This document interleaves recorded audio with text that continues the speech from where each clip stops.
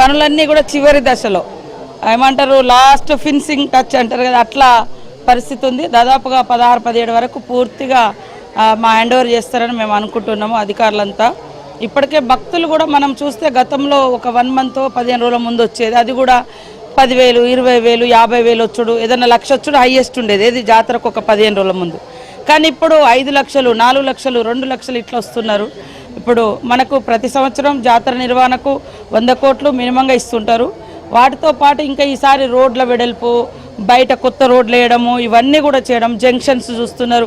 ఆ జంక్షన్స్ కూడా మనం సిటీలలో కూడా ఉంటాయి, అక్కడ ఆచారాలు, అక్కడ వ్యవహారాలు, అక్కడ ఆధునికత, ఇక్కడ ఆది మూలాలు, ఈ అడవి, ఇవన్నింటిని కూడా చూసినప్పుడు అక్కడ ప్రతిష్ఠింపజేస్తే చాలామంది వచ్చి సెల్ఫీలు దిగుతుంటే చాలా సంతోషం అనిపిస్తుంది. అంటే మా ఆలోచనను పబ్లిక్ కూడా స్వీకరిస్తున్నారు అని.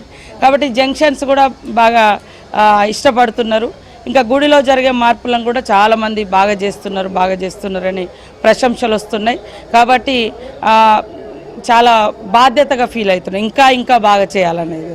గత జాతరలో చూస్తే 1,50,00,000 వరకు వచ్చారు. ఇప్పుడు మీ అభివృద్ధి కార్యక్రమాలను చూస్తే 2 కోట్లు దాటే పరిస్థితి కనబడతా ఉంది. మరి ముఖ్యంగా ఈ రోడ్ల మీద ట్రాఫిక్ అంతరాయం అయిపోయింది, ఇటు పోలీసు, ఇక్కడ రక్షణ, అంటే దొంగతనాలు ఎక్కువగా అవుతాయి, వైద్యం ముఖ్యంగా వీటి పట్ల ఏ విధంగా జాగ్రత్తలు తీసుకుంటారు? వైద్య సిబ్బందిని కూడా ఇప్పటికే చాలా చోట్ల పెట్టేసుకున్నాం. మనం జాతరకు ముందు ఎప్పుడు ఇంత వ్యవస్థను మేము ఎప్పుడు పెట్టలేదు. నేను దాదాపుగా 2004లో నుంచి పాలిటిక్స్లోకి వచ్చిన, అప్పటి నుంచి సరే ఓడిపోయినా గెలిచినా దగ్గర నుంచి చూస్తూ ఉన్నాము.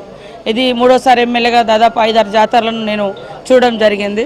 ట్రాఫిక్ బాగా వస్తున్న టైంలో ఈ టోల్ ప్లాజా అక్కడ ఆపి వసూలు చేయడం అనేది చాలా కష్టంగా ఉంది. అలాగే ముఖ్యంగా తల్లుల దీవెనలు తీసుకున్న భక్తులకి ఇంత ప్రసాదం ఇంపార్టెంట్, కానీ ప్రసాదం ఇచ్చే పరిస్థితి అయితే మీరు ఏర్పాట్లలో కనిపిస్తలేదు. అది ఎలా అందజేస్తారు? తప్పకుండా ఈసారి గత 5-6 జాతరల నుంచి సరే పూజార్లకే అది ఆనవాయితీగా పోతుంది.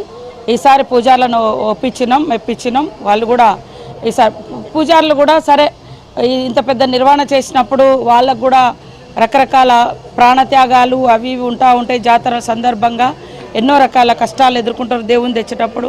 సరే అక్కడ వచ్చిన అది ఉండిలో వచ్చే ఆదాయం కానీ తర్వాత బెల్లం కూడా ఉండేది.